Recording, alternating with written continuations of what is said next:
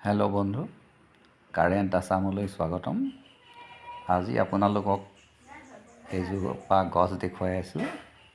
এই গছজোপাৰ যদি আপুনি ডাল বছৰত মাত্ৰ দুবাৰ খায়, আপোনাৰ কঁকালৰ বিষ, আপোনাৰ গাৰ বিষ, আপোনাৰ আঁঠুৰ বিষ, যিমান বিষ আছে সকলো বিষৰ পৰা আপুনি পৰিত্ৰাণ পাব। মূল কথাটো হ'ল এই গছজোপাই আপোনাৰ ইমিউনিটি ছিষ্টেমটো বঢ়াই তোলে। বছৰত মাত্ৰ আপুনি দুবাৰ খালেই হ'ল। যদি আপুনি খাব নাজানে, অভিজ্ঞ মানুহক সুধি ল'ব কেনেকৈ খায়। এইজোপা হ'ল বৰকচু। যদি আপুনি আন কচু খোৱাৰ দৰেই যদি এই গছজোপা খাবলৈ যায়, তেতিয়া আপুনি নিশ্চিত ডাক্তৰৰ ওচৰলৈ যাবলগীয়া হ'ব পাৰে।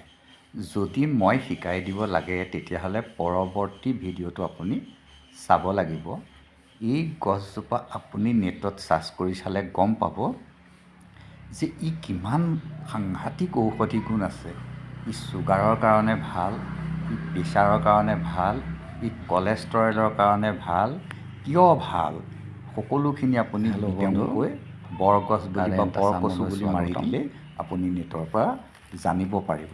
মই মাত্ৰ আপোনালোকক গছজোপা চিনাকি কৰি দিলোঁ। ইয়াৰ ডিটেইলছ বিৱৰণখিনি আপুনি নেটৰ পৰা চাই ল'ব আৰু আপুনি নিশ্চয় খাবলৈ বাধ্য হ'ব। কাৰণ এই ঔষধটো কিন্তু চবতে পাবলৈ নাই, সকলো জেগাত এই কচুজোপা নহয়। মই এজোপা পুলি কচুহে দেখুৱাই আছোঁ। ইয়াৰ যিজোপা ডাঙৰ কচু, সেই কচুজোপাৰ এটা বাঁহ প্ৰায় 8 ফুটমান ওখ হয়। আপুনি এটা বাঁহ খাব নোৱাৰেই, ইমান ডাঙৰ হয় আৰু খাবলৈ ইমান সুস্বাদু। কিন্তু আপুনি ৰন্ধন প্ৰক্ৰিয়াটো জানি ল'ব লাগিব। যদি আপুনি ৰন্ধন প্ৰক্ৰিয়াটো নজনাকৈ খাবলৈ যায়, তেতিয়া আপুনি ইয়াৰ 2 চামুচো খাব নোৱাৰে। মানে ইমানেই খজুৱাই, খজুৱতিৰ কাৰণে আপুনি খাব নোৱাৰে। পদ্ধতি শিকি ল'লে আপোনাৰ অমৃত তুল্য হয়। ইয়াৰ গুৰিটো চাওক, সেই যে কাটি থোৱা আছে সেইটো হ'ল তাৰ আচল গছজোপা। সেই গছজোপা কাটি পেলোৱাৰ পিছত এইকেইটা মাত্ৰ পুলিহে ওলাইছে। হেল্ল' বন্ধু, যদি আপোনালোকে কমেণ্ট কৰে, তেতিয়াহ'লে মই ইয়াৰ কি কি গুণ আছে সবিস্তাৰে আপোনালোকক অৱগত কৰিব পাৰিম।